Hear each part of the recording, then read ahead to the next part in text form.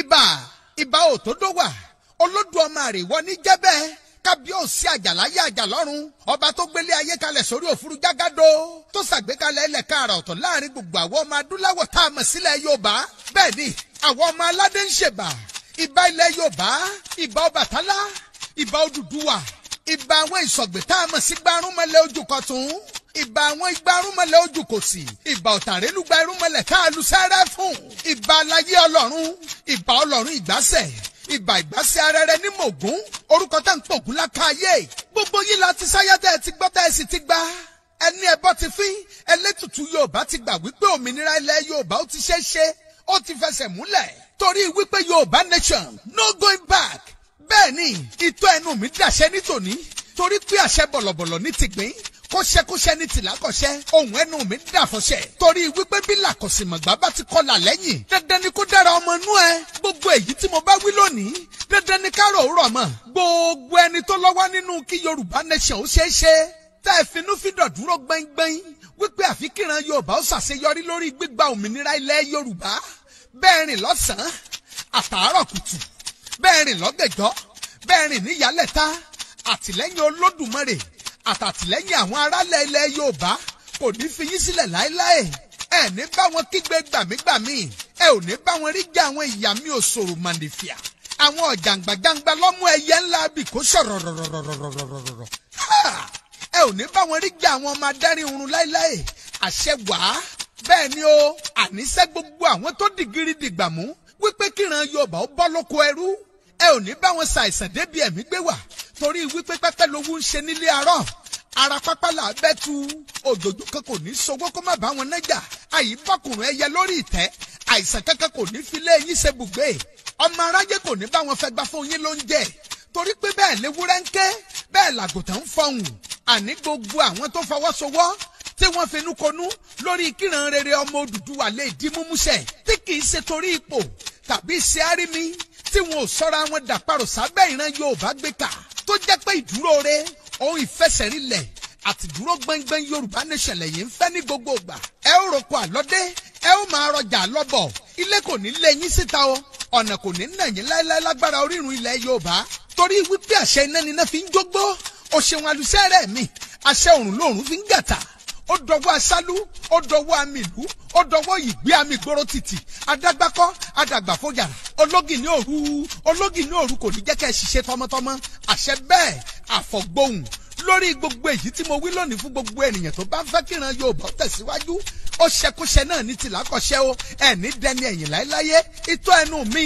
àṣẹ ṣùgbọ́n ṣá o gbogbo ẹnikẹ́ni èèyàn kéèyàn tó bá ń dúró gẹ́gẹ́ bí alátakò fúnra Yorùbá tí wọ́n ń gbòkègbodò gbégidí náà gbígba Yorùbá nation ó yá gbóhùn ẹnu mi ṣàṣẹ ìwọ ilẹ̀ ọ̀bàràká máa ká gbogbo wọn dà sọ́run ọ̀bàràká ìbá sọkùnrin ni ló ń ṣàtakò ìran Yorùbá ọ̀bàràká máa ká wọn dà sọ́run ọ̀bàràká ìbá sọmọdé ìbá ṣàgbàlagbà ọba ni tàbí jòyè ló ń ṣàtakò gbígba Yorùbá nation ọ̀bàràká ó yá máa ká wọn dà sọ́run ìbá aṣọ olóṣèlú ìbá ṣe ìran míì tàbẹ́ni tó súnmọ́ràn Yorùbá bíi kásán ọrùn ló ń fojú ṣọ̀rẹ́ tó ń dẹ́yìn sọ̀tá tó ń wípé kíran Yorùbá ó dẹ́ni ẹ̀yìn ọ̀bàràká ó yá máa ká wọn dà sọ́run torí wípé gírílẹ̀yà là bẹ́tu bẹ́ẹ̀ ni gírílẹ̀yà là gbàgbọ̀nrín kógókógó là bọ́mọ onígògó gbogbo ọ̀tá Yorùbá nation fírí ìbò fírí ẹnikẹ́ni tó bá ń fira ẹ̀ sọ́fà láti dènà òmìnira ilẹ̀ Yorùbá ilẹ̀ máa wọ́ wọn mọ́dọ̀.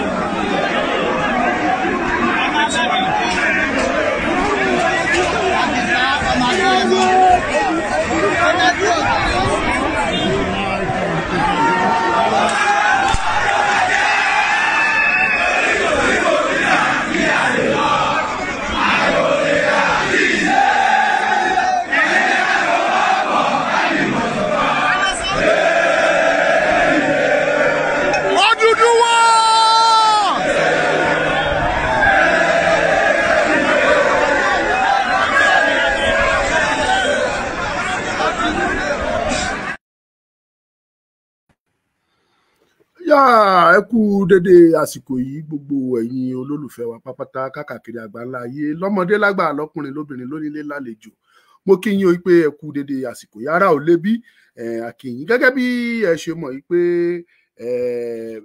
ní òrèkóòrè àwa máa ní àwọn àgbà ọ̀jẹ̀ àwọn èèkàn ní ilẹ̀ Yorùbá tí wọ́n bá wa sọ̀rọ̀ kan tàbí méjì ní àná ẹ̀mẹ́ni tí a gbé wá wọ́n dẹ̀ sọ ọ̀rọ̀ bó ṣe yẹ kó rí lénìí àtúntì ní àlejò kan tí wọ́n máa bá wa sọ̀rọ̀ lónìí mo kí ọmọdé mo kí àgbà gbogbo ẹ̀yin olólùfẹ́ wa káàkiri àgbáńlá ẹ̀yin tí wà ní Canada gbogbo yín mo kí o ẹ̀yin tí wà lórílẹ̀‐èdè Amẹ́ríkà mo kí yín o ẹ kú bó ṣe ń lọ lórílẹ̀‐èdè Amẹ́ríkà congratulations sí ẹ̀yin tẹ́ jẹ́ olólùfẹ́ Donald Trump congratulations mo jẹ́ kan nú wọn o ẹ̀yin náà tó dẹ̀ jẹ́ pé Kamala ni ẹ bá lọ tó congratulations as well kò jù bẹ́ẹ̀ lọ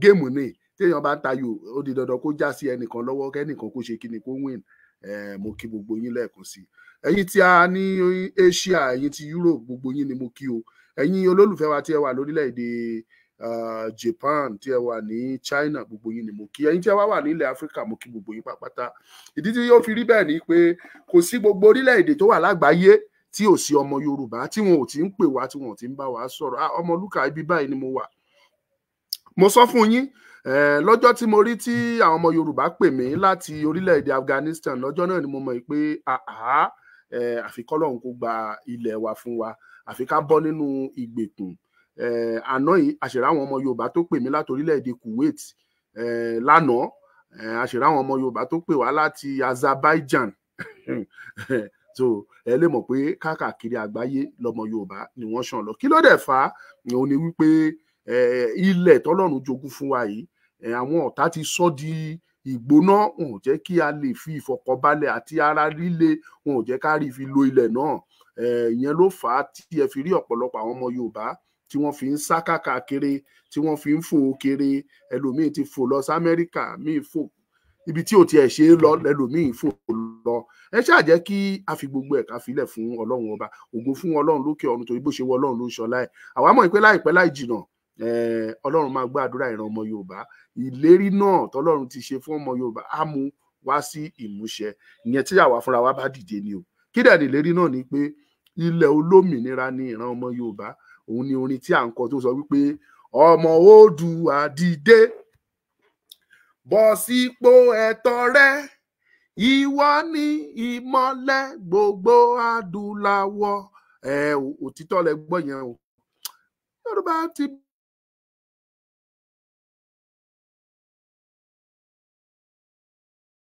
wọ́n ní bìkà a máa pe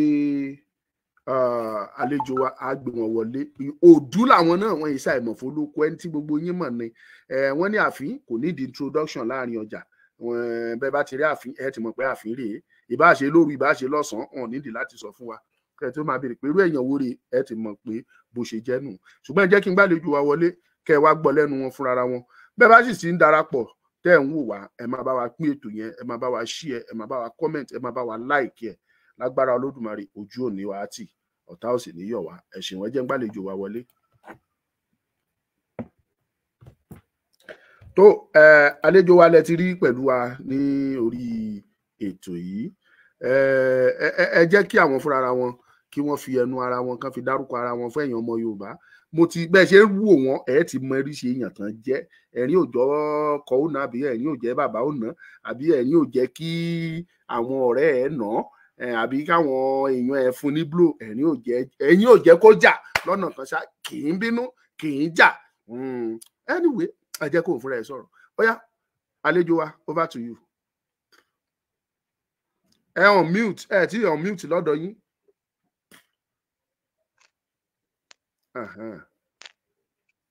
yà àti ìgbọ̀nyìn o ó sì ń skip.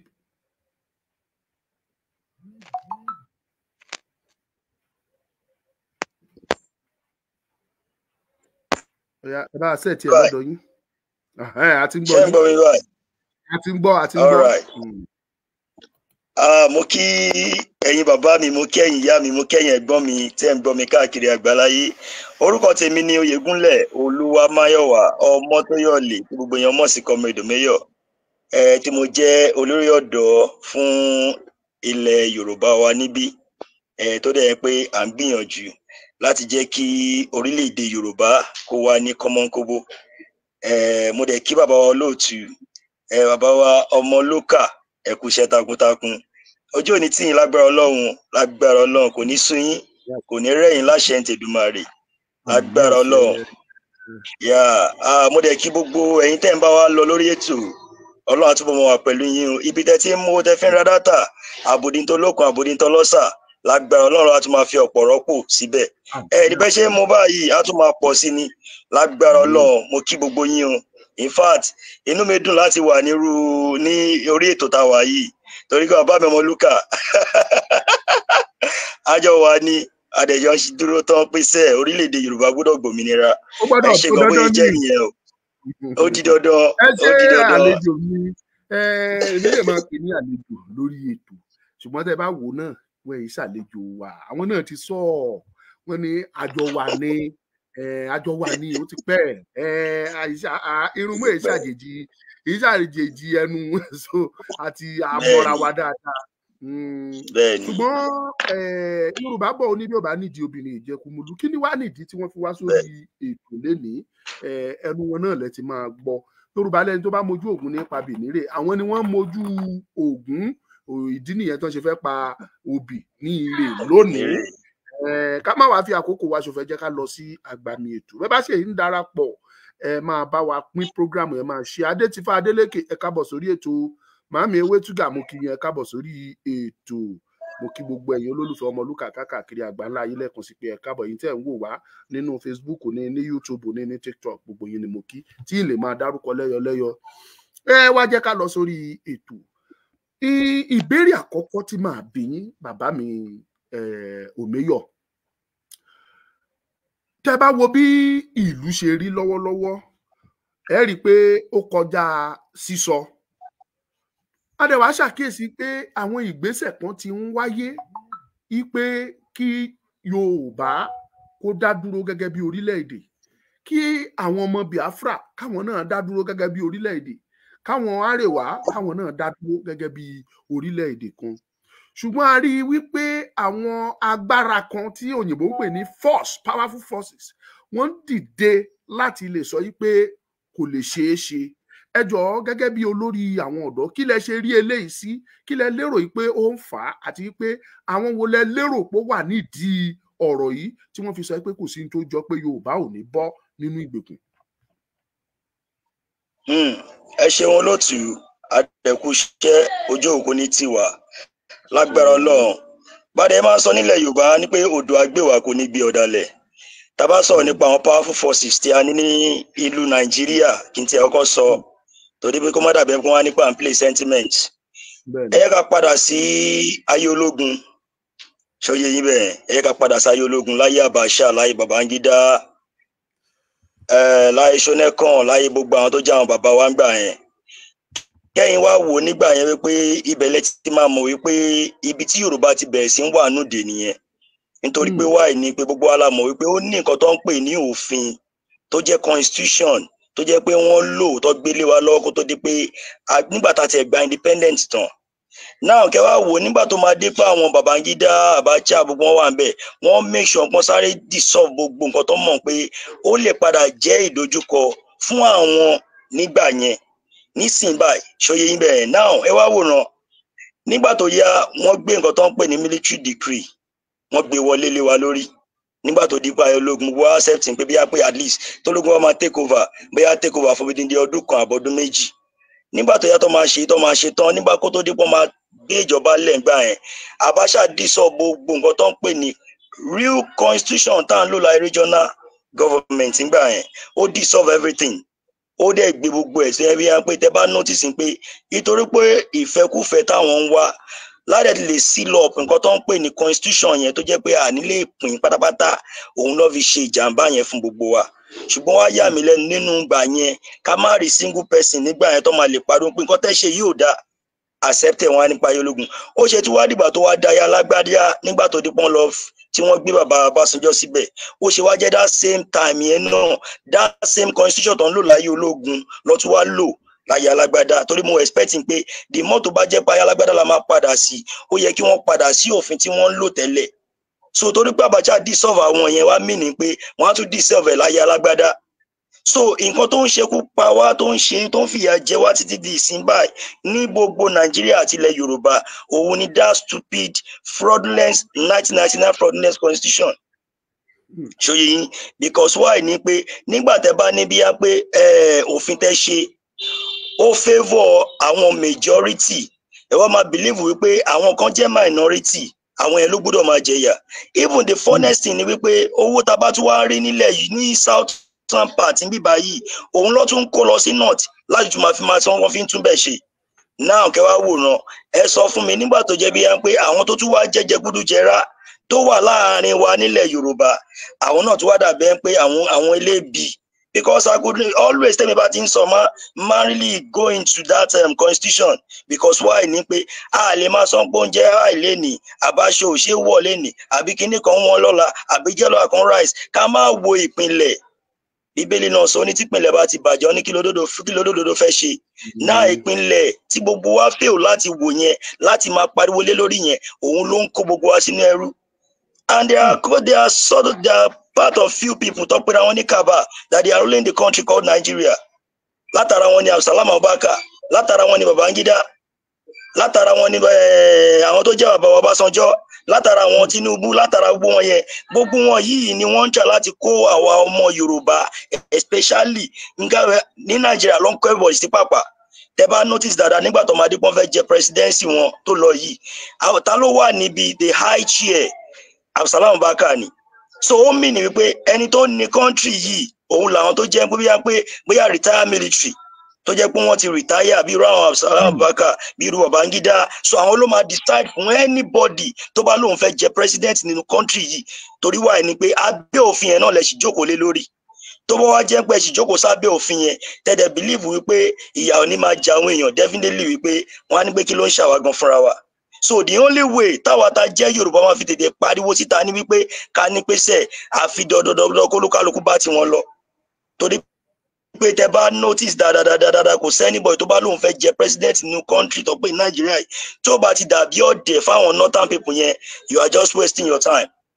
Ẹ wo Sowore for example, ẹ wo bọ́ ṣe náàgì tó ń ṣe everything tó ń ṣe gbogbo ẹ̀. Nígbà tí Absalom máa sọ fún ní pé tá bá lọ ṣe mistake fírù wọ iṣẹ́ president nínú Nàìjíríà, ìfà gbogbo àwọn ọlọ́ta ló máa padà nù. So wọ́n ti wo bẹ́ẹ̀ náà the same thing as gbogbo àwọn Peter Obi all those ones yẹn, wọ́n ti mọ nǹkan tó wọ́n dẹ̀ mọ̀ pé tó yẹ pé ó dàbí pé àwọn sì lè padà fà mọ́ra, òun náà ní Tinubu. Òun lè máa notice pé bàbá yẹn tó bá gbé proposal lọ sórí bí House of Representatives, House of Assembly, wọn á kọ̀ wo ni tó bá yẹ kí wọ́n lè gbà míì ẹ̀rọ àwọn náà tó máa sáré pariwo síta pé sẹ́ irọ́ àwọn ò lè gbà kíníkan. So it means that there are few cabals tó yẹ pé wọ́n ń da country Nàìjíríà yẹn rú. Ká má wá sọ ilẹ̀ Yorùbá. Now let's come back to ilẹ̀ Yorùbá wa yìí. Tẹ́ bá notice dáadáa kò sí bó ṣe fẹ́ rí tí Tinubu bá lóyà sáwọn the northern people. Ṣóyè yín àwọn ọba àbáwọn tó jẹ́ pé àwọn gómìnà wọn á lóyà sí Tinubu. So báwo ni chain yẹn ṣe wá fẹ́ rí? Because why ni pé nígbà tẹ́yìn tẹ́ntẹ́ pé lọ́gàá yín ò tí ì jẹ́ ọ̀gá tó jẹ́ pé ó tún náwọn ọ̀gá kan níwájú, kí lẹ expect? So definitely wípé afọ́jú ń tẹ̀lé afọ́jú, kí lẹ expect? But àwa tá jẹ́ èèyàn gangan fúnra wa la.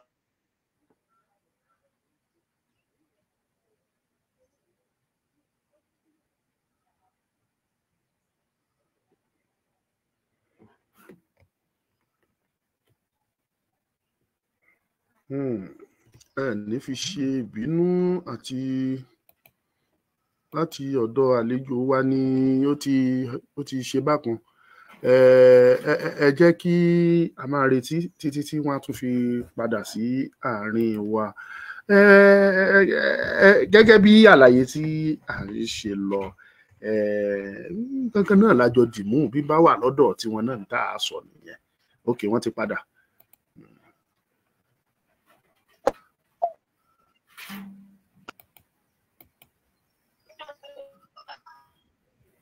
ó yá ẹ sẹ́ẹ̀tì ẹ̀ dáadáa kẹjẹ́ ká rí ojú yín, ẹ gbé kámẹ́rà sí.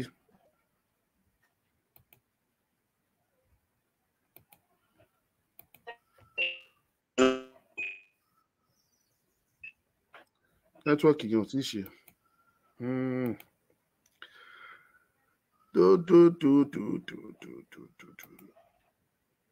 ẹ jẹ́ ká máa retí wọn títí tí nẹ́tíwọ́ọ̀kì yẹn á tún fi padà. tó ọ̀rọ̀ lẹ́gbọ́ tí comrade Omayor ọ̀rọ̀ ni wọ́n ń sọ yẹn o. ṣé mọ̀ pé ní Nàìjíríà tá a wà nú ẹ̀ ọ̀nà mẹ́ta, ìpele mẹ́ta làwọn tó ń jà lọ́wọ́lọ́wọ́ ní Nàìjíríà, ìpele mẹ́ta ni wọ́n pín sí. àwọn kan wà tó jẹ́ pé ìpele táwọn ń jà fún ni wípé ìwé òfin tí wọ́n ń lò ní Nàìjíríà pé kò dáa àti wípé òun ló fìyà ń jẹ gbogbo wa ní Nàìjíríà. ìyẹn ni constitution tí wọ́n sọ nípa ẹ̀. àwọn kan dẹ̀ wà tó jẹ́ pé ìjà táwọn ń jà ni wípé ó yẹ kí a jẹ́ kí oníkálukú ẹ̀yà kó mójútó nǹkan tó bá ń jáde láti ọ̀dọ̀ wọn. ìyẹn ni eléyìí tí òyìnbó ń pè ní regional government. irú èyí tá a ti ṣe rí. eléyìí tó wá ṣe ìkẹta ẹ̀ ó ní àwọn tó wá ń pè fún pé pínpín ló tọ́, pé kì í sí nǹkan méjì ju pé ká pín. irú èyí táwa wọ̀nyí tá a dúró fún tí ò dẹ̀ sí ní tó máa yẹ. wọ́n ní lílọ ní kẹ̀yìn bọ̀ yìí pínpín náà ló máa gbẹ̀yìn Nàìjíríà, torí pé ilé tán bá fi tọ́ mọ ó di dandan kí ìrì ó wó. ilé tán bá fi tọ́ mọ ìrì máa wó ni. ẹ wá wo bí ìlú ṣe le kókókókó, ẹ wo bára ṣe ní àtọmọdé àtàgbà. mo rẹ́rìn títí lálẹ́ àná. kí ló fa ẹ̀rín tí mò ń rín? mò ń rẹ́rìn, mò ń banújẹ́. nígbà tó dé ní tí mò ń gbọ́ news, mo tún rí kan míì, inú mi tún bàjẹ́. kí ló fa eléyìí ni wípé Nàìjíríà yóò ṣe é gbé mọ́ fáwọn èèyàn. gbogbo àwọn tẹ́ rí tó wà ní Nàìjíríà yẹn wọn ò ní choice ni, wọn ò rí bí lọ ni, wọn ò rí kan ṣe kan ni, ẹlòmíì ò tiẹ̀ mọ tó fẹ́ ṣe mọ́. kí ni news tí mo ló jáde lálẹ́ àná? àwọn lasman lẹ́kọ̀ọ́ wọ́n mú driver, bóyá driver yẹn bóyá kò sówó lọ́wọ́ ẹ̀, kò mọ tó fẹ́ ṣe, tàbí ìwọ̀nba tó ní ó ti fi ń bẹ̀ wọ́n kọ̀ wọn ò gbọ́. kí ló dẹ̀ máa ṣe? ó ti rò ó lárò pé ṣé ní Nàìjíríà kí ló ń fẹ́ ṣe? ó ṣáná sí mọ́tò àti lasman àti mọ́tò àti driver, piam, iná mú wọn. Ọlọ́run ló yọ lasman ìbákó sẹ́nu tírélà, ó tún fẹ́ lọ gbà tí iná mú gbogbo, tí iná mú wèrè. ó níbi tó rò dé kó tó lè gbèrú ìgbésẹ̀ pé tóun bá tiẹ̀ máa kú kó kú.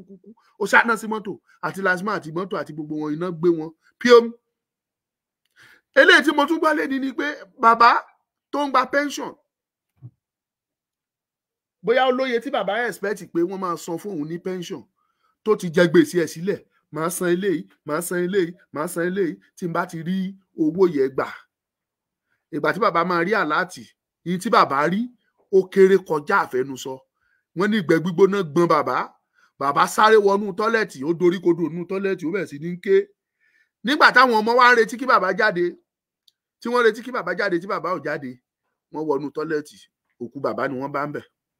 bàbá ti give up torí mọ́mẹ́ǹtì yẹn ó ti ro àrò kan, temperature yẹn ti high, ó ti kò sí any solution, ikú ló fi dá. That is Nigeria for you. orílẹ̀-èdè tẹ́yìn kan ń pọ́nlé, orílẹ̀-èdè Nàìjíríà tẹ́yìn kan ń dunnú sí, tẹ́ ń yọ̀ wípé one nation. Secretary, diplomatic secretary àbí secretary of the foreign secretary federal UK tó wá sí Nàìjíríà, tó wá ṣe, mò ń bọ̀ wá yànnà náà fún yín lọ́la. irọ́ lẹ pa, kò sára tẹ́ ẹ lè dá, gbogbo wa la máa jáde, gbogbo wa la máa pín. gbogbo wa la máa pín. oníkálukú ló máa dọ́mú ìyá ẹ̀ mú, ẹ̀ẹ́dá ti yín mú, àwa náà àdá ti wá mú. Monkey ò lè máa ṣiṣẹ́ kí baboon máa chop. ṣé bí mo ń bọ̀, máa fi fídíò kan hàn yín.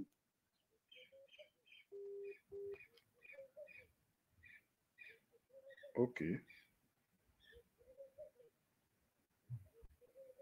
ń bọ̀ a fi fídíò yẹn hàn yín sìn.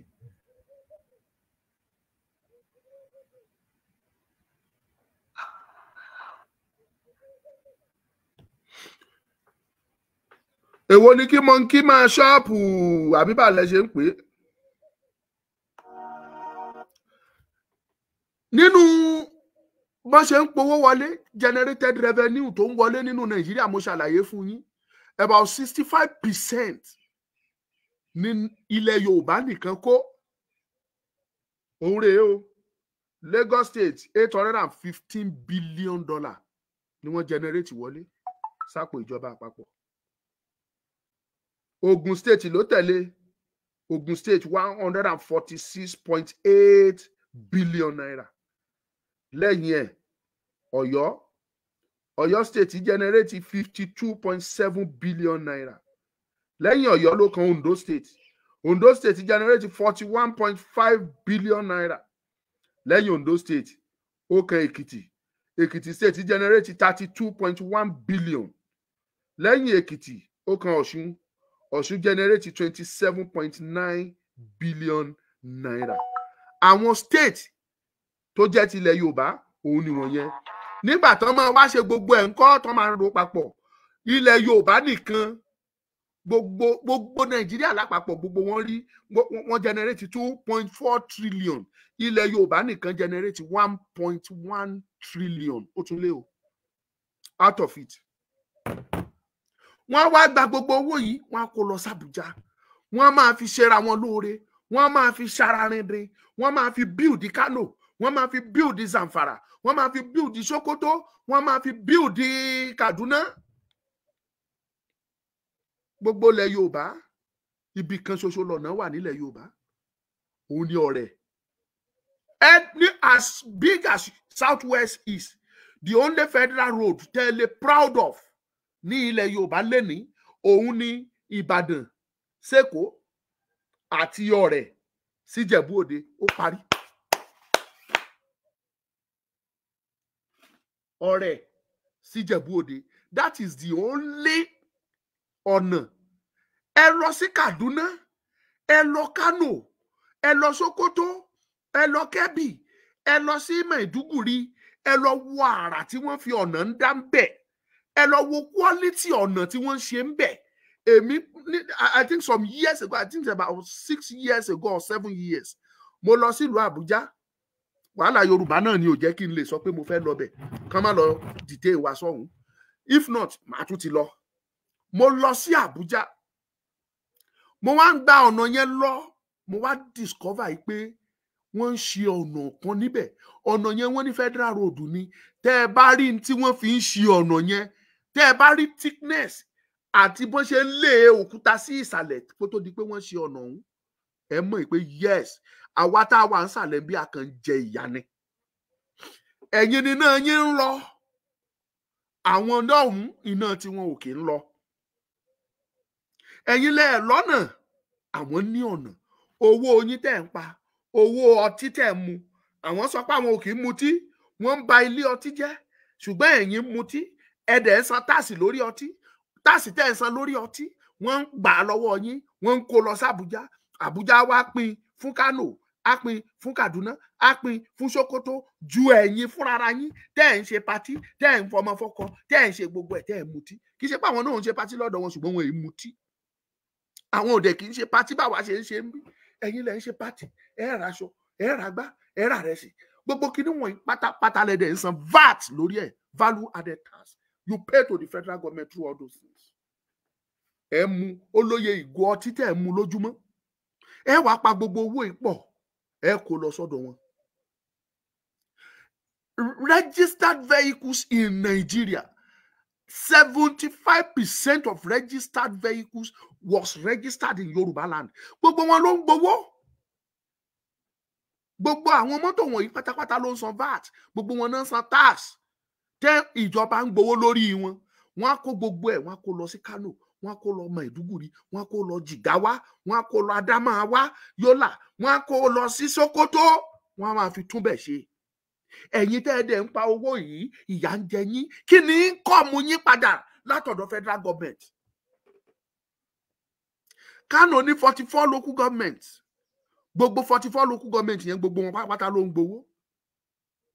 Lagos State to generate 880 something billion for the federal government. Àwọn ní 20 péré, 20 local government. 20 local government yẹn àtúnrí nínú wọn tí local government míì ní Kano tó tún gbowó jùlọ. Àpápá tó jẹ́ pé àwọn ní the most generated income tó jẹ́ pé ibẹ̀ gangan ni wọ́n ti ń powó jù ní gbogbo Nàìjíríà. The number 1 local government in the whole Nigeria tó powó jù. Lẹ́yìn ẹ̀ ló kan Ọ̀tà. Àwọn méjèèjì yìí èló ni wọ́n ń gbà padà lọ́wọ́ ìjọba àpapọ̀. Èló ni ìjọba àpapọ̀ fún wọn. Ẹ lọ s'Àpápá kẹ́ lọ wo ọ̀nà tó wà ńbẹ̀ ẹ rí pé ó kọjá àfẹnusọ, ibẹ̀ ti bàjẹ́, ó ti worse ibi táwa ń gbà ní gbogbo ìgbà ni nínú Nàìjíríà yìí. Adẹ̀wà wo gbogbo eléyà wo lọ sùn sọ́tún àwò sósì. A rí pé kò sí ń tá lè ṣe ju pé kó ní kálukú dọ́mú ìyá ẹ̀ gbé, kí Yorùbá dúró láyé ara ẹ̀, kí Ìgbò dúró láyé ara ẹ̀, káwọn Haúsá àti Fúlàní kán dúró láyé ara wọn kó ní kálukú ṣe tiẹ̀. Ẹ̀yin kan wá dìde ẹni rọ́ lápá. Anyway, by the grace of God, tomorrow I am coming láti expatiate lórí the visit of the foreign minister àbí kí ló ń jẹ́ foreign secretary tó wá láti United Kingdom. Wọ́n ti ń pariwo pé àwọn ò fẹ́ ká pín o. Ìwé tó lóye mú lọ sí Downing Street ó ti fa wàhálà. Wọ́n ti ń rán oníṣẹ́ wá wípé a gbọ́dọ̀ pín. Mò ń bọ̀ wá yànnà náà lọ́la. Ìpàdé tí ọkùnrin yẹn tó lọ ṣe David kìnnìkan tó lọ ṣe lọ́dọ̀ Tinubu tó lọ bá ọba gómìnà Èkó ṣe, gbogbo ẹ̀ ni mò ń bọ̀ wá fún yín tí màá wá yànnà náà fún àṣírí wọn ti tú. Wọn lá àwọn ò fẹ́ ká pín, àwọn fẹ́ ká tún wà papọ̀ fún another 50 years. Kò jọ lákè, kò jọ làjèrò, kò jọ làjèrò. Yorùbá nation máa dá dúró ó dájú o. Kò sí tó jọ ńbẹ̀. Oníkálukú máa ṣe tiẹ̀ lọ́tọ̀ọ̀tọ̀ ni. Kàkà kí kìnìún ṣakápò ẹkùn. Oníkálukú á ṣe tiẹ̀ lọ́tọ̀ọ̀tọ̀. Bámi Koiki Media kò ní bàjẹ́ fún yín. The great white lion. Kò jọ. Oníkálukú á yà ṣe kí ni ọlọ́mọ adọ́mú ìyá ẹ̀ gbé. Kẹ́yìn ṣe ti yín, káwa ṣe tiwa. Àwa ò lè máa pogó fún yín. Imagine ẹ wòye tí Kebbi State ẹ jẹ́ ń gbé jáde fún yín kẹ́ wòye tí wọ́n pa wọlé sí Tondo State. Kẹ́ wá wòye Tondo State gbà. Kebbi State pa 11 billion naira wọlé fún Federal Government of Nigeria. Kebbi State ó pa òǹrè níbí 11.7 billion ni wọ́n generate padà fún Federal Government. While Ondo State generated 41 billion. Ẹ wo ìyàtọ̀ tó wà nú ẹ̀. 30 billion difference. Ẹ wá wo return. Kebbi State ní 33 local government. Number 1 local government wọ́n kọ́kọ́ máa gbowó ju gbogbo local government Ondo State lọ. Àwa ní 18 péré. Ṣé bí àwọn ló pín? Abdulsalam ló pín nǹkan Abacha. Òun ló pín. Òun ló fún wa ní 18 péré. Tó fún Kebbi tí ò tó Ondo State tó fún wọn ní 33 local government. Number 1 wọ́n kọ́kọ́ gbowó jù yẹn lọ. Ẹ wo owó tí Kebbi pa wọlé fún Federal Government 11 billion. Ẹ wo iye tí Ondo State pa 41 billion. Ẹ wá wo return tí wọ́n dá padà fún yín. Ṣé ẹ fúnra yín ẹ rò ó? Kẹ́ jókòó kẹ́ rò láròjinlẹ̀. Tó bá wá jẹ́ pé Ondo State 41 billion tá a pa yìí kó jẹ́ pé wọ́n ní ká fúnra wa lò on our own. Imagine báyé ṣe máa dẹ̀yàn lọ́rùn. A lè ná gbogbo ẹ̀ tán fún flyover. A lè ná gbogbo ẹ̀ tán fún hospitals láti lè ṣe hospital wa kó wà in order. A lè tábà ní ká fi gbogbo owó yẹn lọ́dún kan ká pé okay a fẹ́ focus lórí railway from Àkúrẹ́ to Ìkálẹ̀ land, from Ìkálẹ̀ to Ìlàjẹ, from Ìlàjẹ back to Ondo, from Ondo to Àkókó kálá fẹ́ fi ṣe nìkan. Owó yẹn tó ṣe.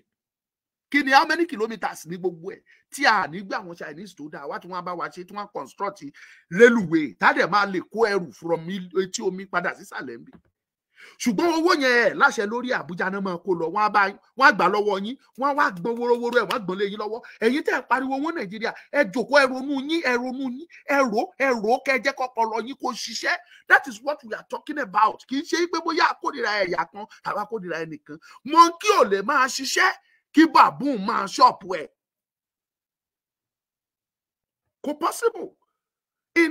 Tí oníkálukú bá rí ẹ̀tọ́ ní pé kóníkálukú kó mójútó. Àpò owó tán l'Ondo State wọ́n á kó lọ sí Àbújá kẹ́bì tí ò pa kankan àwa gbowó jù wá lọ l'Ondo State. The same thing ní Kano, Jigawa. Èmi challenge gbogbo ẹ̀yin tẹ́ ń travel out. Mélòó nínú yín tó travel kúrò Nàìjíríà ló lọ sí Kano airport tó lọ wọ aeroplane ní Kano ló book flight ẹ̀ sí Kano airport? Mélòó nínú yín ló book international flight yẹ bóyá Canada ló fẹ́ lọ, America, UK, Germany, Italy, Europe, anywhere in the world ló fẹ́ lọ yàtọ̀ sí Mecca? Mélòó nínú yín ló book flight yẹ tó lọ book Kano tàbí tó book Kaduna? Èkó yìí náà ni gbogbo yín gbà lọ. Generated revenue tó ń jáde láti Èkó nìkan from our airport alone olóye tó jẹ́. Ṣé ẹ mọye ìgbà tó ti tún airport Kaduna ṣe? Ṣé ẹ mọye ìgbà tó ti tún airport Kano ṣe? Mélòó náà ti renovate Lagos airport? Ẹ jẹ́ ká jókòó ká ronú náà. Ọ̀rọ̀ yóò sọ̀rọ̀ ìkórìíra, kì í sọ̀rọ̀ ìbínú. This is a matter of marginalization and shooting. Fair. And to be seen. Bàbá mi bàbá Èkìtì, God will bless you, my daddy. Ẹ jẹ́ ká sòótọ́ fúnra wa. Ká mú òtítọ́ síbi tó òtítọ́ bá wà ká jọ sọ. Ọ̀nà àbáyọ sí gbogbo ń tà tẹnumọ́ yìí. Tẹ́ ẹ bá lérò pé tán bá máa tún constitution ṣe ló máa ṣàtúnṣe ẹ̀, bàbá ńlá irọ́ ni. Tẹ́ ẹ bá lérò pé tẹ́ bá padà sí regional government ló máa ṣàtúnṣe ẹ̀. Anybody ló lè wọ́gi lé regional government. This is a regional government tẹ́ ẹ̀ sọ yẹn ti ṣe rí. This is a government that have been practiced in Nigeria before. 1950 sí 1960 tẹ́ ẹ gbòmìnira even to up to 1963 ẹ ti practice here. 1966 ẹ practice here kó tó di pé wọ́n wọ́gi lé. President kan ló ṣàdé tó wọ́gi lé tó ní kò sí tó jọ tó create state tó ní kò sí tó jẹ́ regional government mọ́. Ẹ jókòó kẹ́ ronú yín láròjinlẹ̀. Tẹ́ bá lẹ́ padà sí regional government nsìn tí Tinubu ọmọ yín tó bá fún yín ní regional government tí another person bá wọlé tó lóhùn kò sí tó jẹ́ regional government tó wọ́gi lé ńkọ́ kí lẹ fẹ́ ṣe? Ṣèbá agbára ni Tinubu lò tó fi gba regional government yìí. Tó ẹlòmíì bá dé tó náà lo agbára tó wọ́gi lé kí lẹ fẹ́ ṣe? Mo tẹnu mọ́ fún yín o kẹ́ jẹ́ kí tí yín kó ṣiṣẹ́. Regional government can be taken away from you. But your total sovereignty, òmìnira yín pátápátá kò ṣeé gbà o. Benin Republic tẹ́ ń wò yẹn. Tẹ́ ẹ bá wo in terms of population or any other thing or resources, even economy, wọn ò tó Ondo State. In terms of economy wa, the total economy value of GDP Ondo State nìkan is more than $300 million. Àwọn kí ló ń pè? Àwọn Benin Republic wọn ò tó bẹ́ẹ̀ o. Republic of Gambia, they are about $100 million ní GDP wọn tó wà ní circulation wọn tó ń lò. Ẹ lọ Google ẹ̀ kì í sọ̀rọ̀ àsọdùn. Go and Google it. $100 million ní Gambia ni wọ́n ní as their resources, as their tó wà nínú economy wọn. Ekiti is over 150 million ní GDP Ekiti state nìkan over 150 million. That is to tell you pé Ekiti gan ojú bí tá à ń sọ yìí lọ. So what are we talking about? Ẹ jòkó kẹ́rọ àròjinlẹ̀ náà. Ṣé bá ṣe fẹ́ máa bá a lọ nìyẹn ni? Tí ìyá dẹ̀ ń jẹ ọmọdé wa tó ń jẹ àgbà tó ń jẹ ọkùnrin tó ń jẹ obìnrin. Ẹlòmíì ò ní ìrètí tó fẹ́ jẹ lójúmọ́. Ají sínú ebi, ají sínú ìyà, ají sínú ìrònú. Ọwọ́ tó bá dẹ̀ dilẹ̀, òun lè ṣùn yálò. Ìgbà wo ni irú wọn ò ní jalè? Ìgbà wo ni wọn ò ní fọlé? Ìgbà wo ni wọn ò ní fògànà? Ìgbà wo ni wọn ò ní digunjalè náà ò ní yọ̀bọ̀n? Ìgbà wo lóríṣiríṣi ò ní ṣẹlẹ̀ sáwọn ọmọ wọ̀nyí, sáwọn ọ̀dọ́, kódà arúgbó. Ṣé bó ni mo ń ṣàlàyé fún yín bàbá tó ń retí owó tí wọ́n lọ san nǹkan míì fún tó wọnú tọ́lẹ̀tì tó kú? Mélòó la fẹ́ sọ? Driver tó dáná sun lásmọ́ torí pé kò nírètí kankan, kò síbi tó fẹ́ wọ̀. Lásmọ́ dẹ̀ fẹ́ pin, ó fẹ́ pin ilé ayé ẹ̀ lẹ́mìí. So ẹ jókòó kẹ́ ronú láròjinlẹ̀ ẹ̀yin ọmọ Yorùbá. Mi ìṣàdédé máa tẹnumọ́ tí mò ń tẹnumọ́. Solution kan ṣoṣo sọ̀rọ̀ tó wà lẹ́ o ní pé ẹ jẹ́ kó ní kálukú dọmú ìyá ẹ̀ mú, ẹ jẹ́ kó ní kálukú ṣe tiẹ̀ lọ́tọ̀ọ̀tọ̀. Ẹ jẹ́ kí Yorùbá ṣe tiẹ̀, kí Ìgbò ṣe tiẹ̀, káwúsá ṣe tiẹ̀. Tí Niger Delta bá fẹ́ ṣe tiwọn, káwọn náà ṣe tiwọn lọ́tọ̀, kó ní kálukú ṣe tiẹ̀. Bó jẹ́ 1 naira lárí, àmọ́ bá ṣe máa mójútó. Bó jẹ́ 100 million lárí, àmọ́ bá ṣe máa mójútó. Kì í ṣe pé ká máa pa millions tàbí billions nílẹ̀ wa, kán máa kó lọ fáwọn Haúsá, kán máa fi ṣara ní dẹ. Kò jọ láké, ànígbàrú ẹ̀. So therefore, tomorrow I dey come o. Ọ̀gbẹ́ni tó wá láti UK tó lóun wá bẹ̀bẹ̀ pé ká má pín, irọ́ ló pa o. Wà padà lọ sọ fún king yín, King Charles àti prime minister yín pé kò jọ láké o, pé a máa pín ni o. Tẹ́ ẹ̀ bá gbà lẹ́rọ̀ ẹ gbà lélẹ̀. Ségòbe, ẹ ṣé mo dúpẹ́, Ọmọlúkà ni mò ń jẹ́. Kò ní ju bẹ́ẹ̀ lọ, àlejò wa tá a gbé wá, nẹ́tíwọ́ọ̀kì ti gbé wọn lọ. So ìwọ̀nba tá a gbé wá iná ẹgbà bẹ́ẹ̀ tó bá di lọ́la mo bọ̀ with full force. Ẹ gbọ́ dẹ́ndẹ́, Ọmọlúkà lèmi jẹ́, ẹ ṣé mo dúpẹ́. Ó yá ẹ bá mi pín, ẹ ti mọ bó ṣe ń lọ náà, ẹ pín kẹ́dẹ̀ kọ́ ìbùkún ni fún orílẹ̀-èdè Yorùbá.